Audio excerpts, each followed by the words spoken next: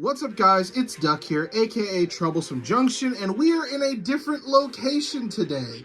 So, most of you are probably familiar with this location if you've been a subscriber for a long time, but we are back at the train layout.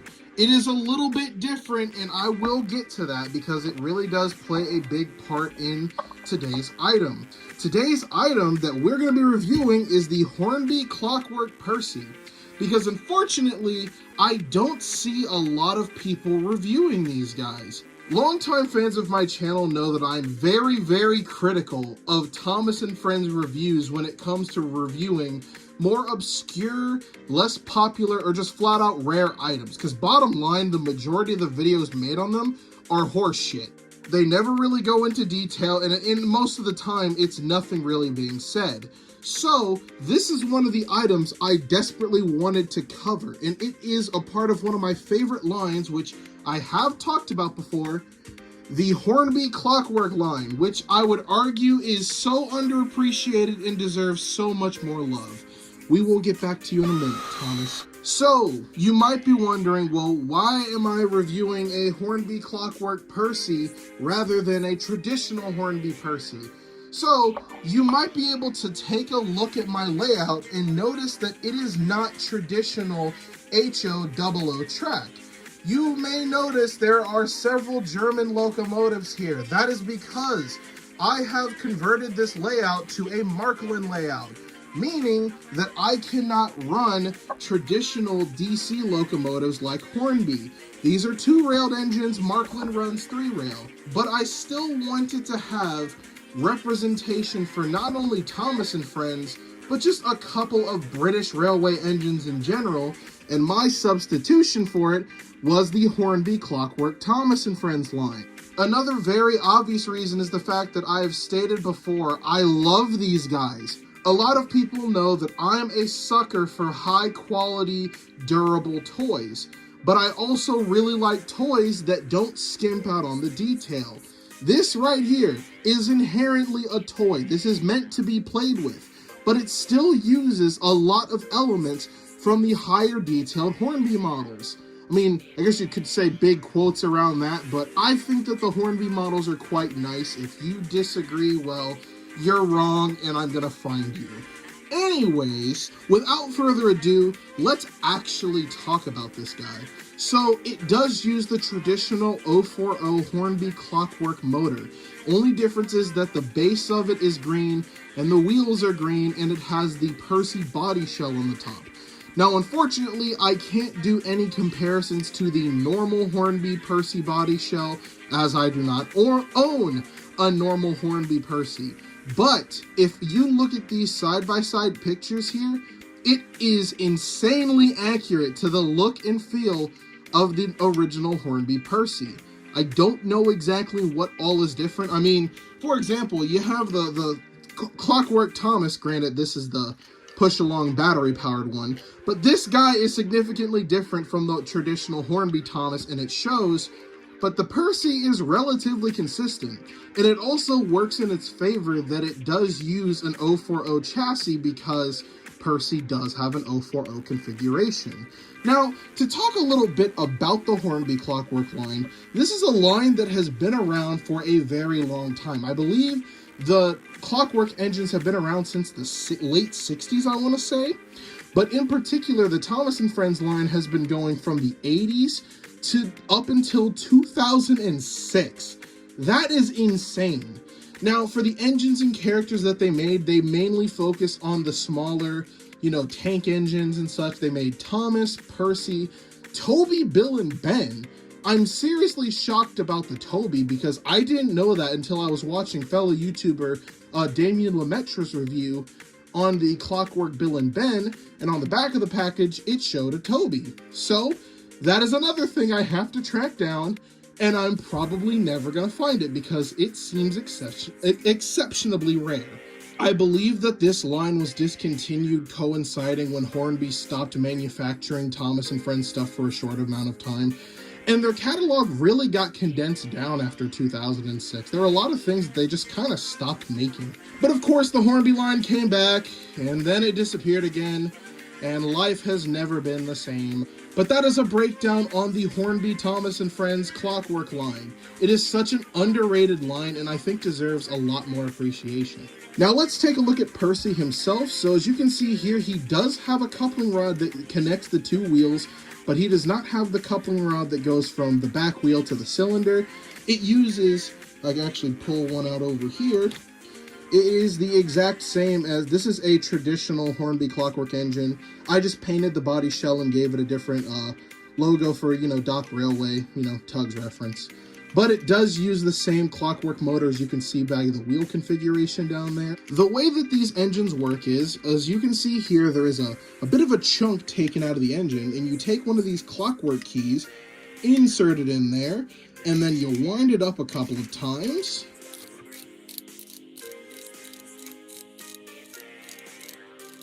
And I think that's about good.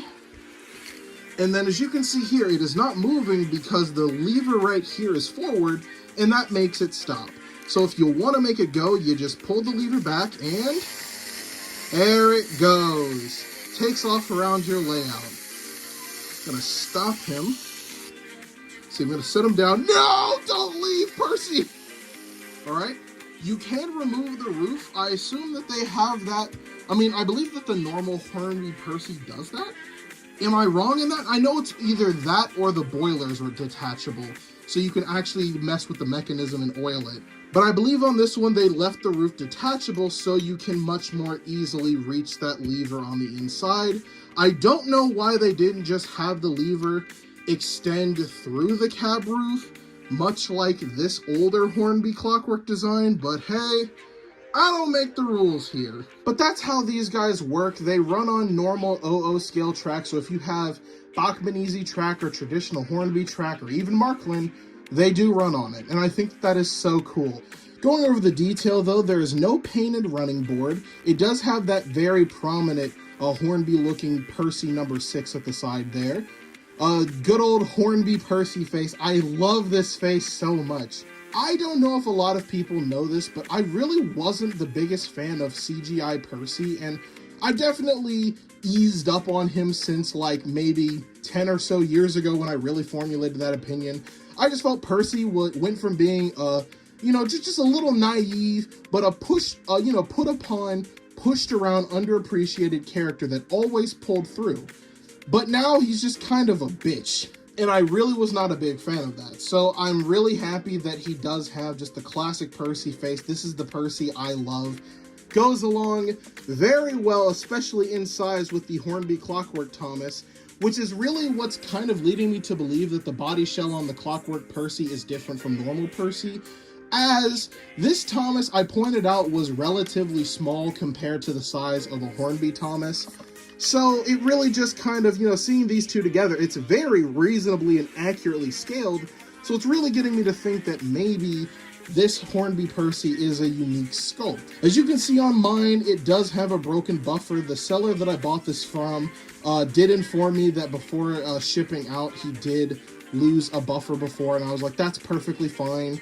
I'm gonna try and work on, getting a substitute buffer in here. It'll probably take a bit of time, but it's fine for the time being, especially because, this Hornby Clockwork Thomas has been without buffers for several years now. But it does not have a front coupler like the Hornby Percy traditionally does. There's just this little brace here that keeps the motor and mechanism from shifting around. Looks like there is a spot where if you wanted to put brake pipe detailing on there, which is a feature that a lot of the Hornby Thomas and Friends, and even just Hornby engines have in general, even the simpler ones. So who knows, I might go through and do that.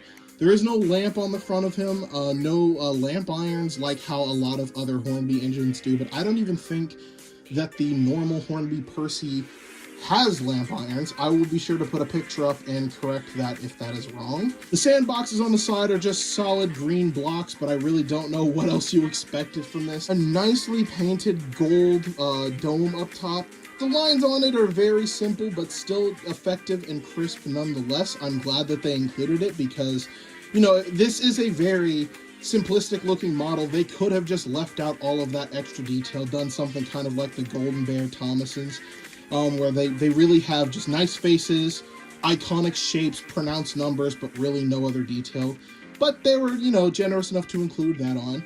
Strangely enough, he has 2 whistles, which I think that this is just the same printing that they put on the Hornby Thomas. If you put them side by side, yeah, it definitely does look like that. Then on the back here, there is, little lines that are going across the back windows of the cab windows.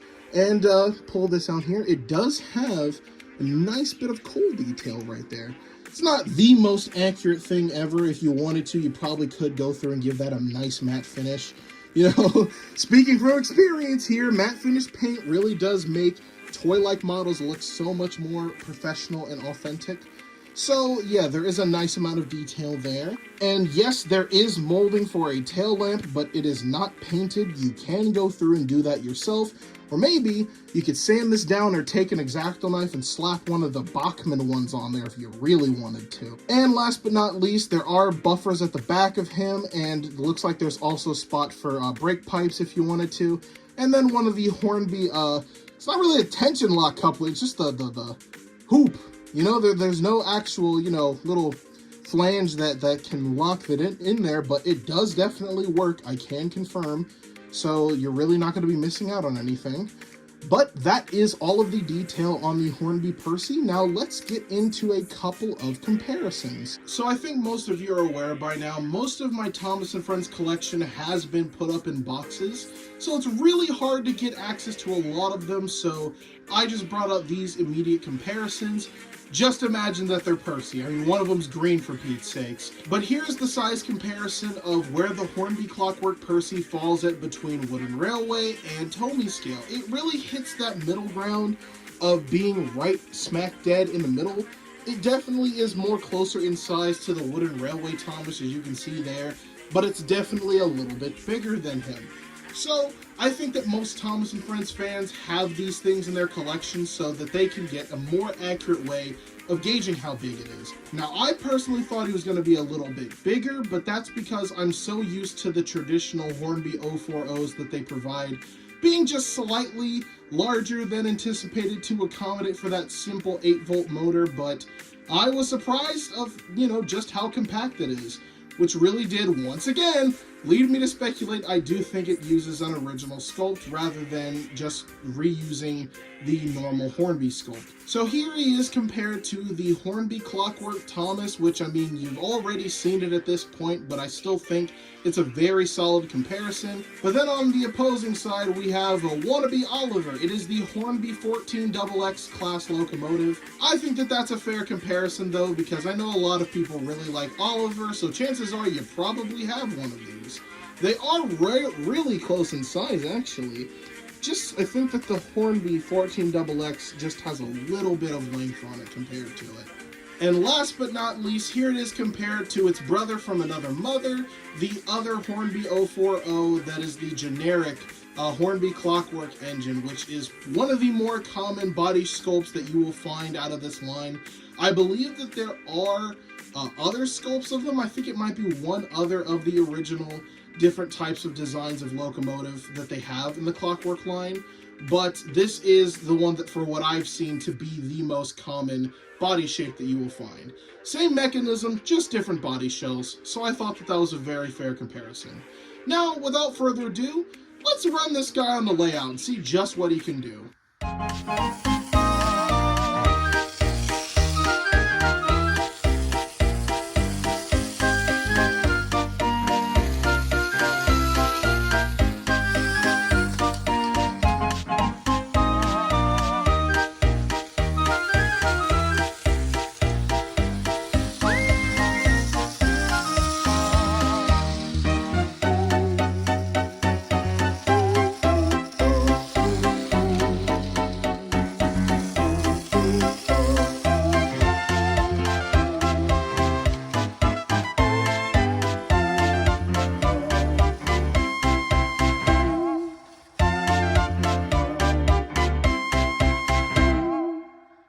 So what are my final thoughts on this Percy? One, I am impressed it was able to pull all 4 express coaches. Though, yeah, it did struggle a bit, but mind you, the other O4O Clockwork engine could not do it. So I was really worried, and I was like, oh, I kind of wanted Percy to shunt the big coaches and whatnot, but he was able to do it, and I'm still, like, in awe about that, because mind you, this is the first time he has been properly ran in on this layout. Not to mention the fact that I think that this is a phenomenal model. I'm just as impressed with this guy as I was the Thomas back when I did that review. I would say that this is the definition of fun model railway engines. You get this thing, you send it around your layout, and it just puts a smile on your face. Not to mention the fact that it can manage to go around this layout about maybe 4 or 5 times on one solid wind. I feel that this is not only a fun thing for Thomas and Friends collectors, but I know that there are a lot of model railway enthusiasts that they're not exactly the fondest of Thomas, but they do like to have little representations of Thomas on their layouts for expedition at train shows. If you just want a simple little Percy to either sit in a signing or something fun to just run on your layout, I could not recommend this enough. I definitely think it has a charm that even the original Hornby Percy, hell, even the Bachman Percy doesn't have. It's just fun. I paid all in all around maybe $40 for this guy.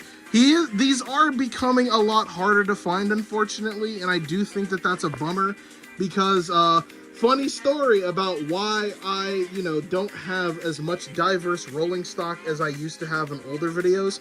I sold it, within the past couple of years with the mindset of, oh, by the time I'm done with college and I get my own place and I'm able to set up a proper layout, I'll just splurge on Hatton's and buy a shitload of their model railway rolling stock, which is really affordable. I'm sure you all know why that can't work anymore because Hatton's closed down this year. I firmly feel that the closing of Hatton's is the biggest hit the model railway community has taken, even more so than the discontinuation of the original Hornby Thomas and Friends line.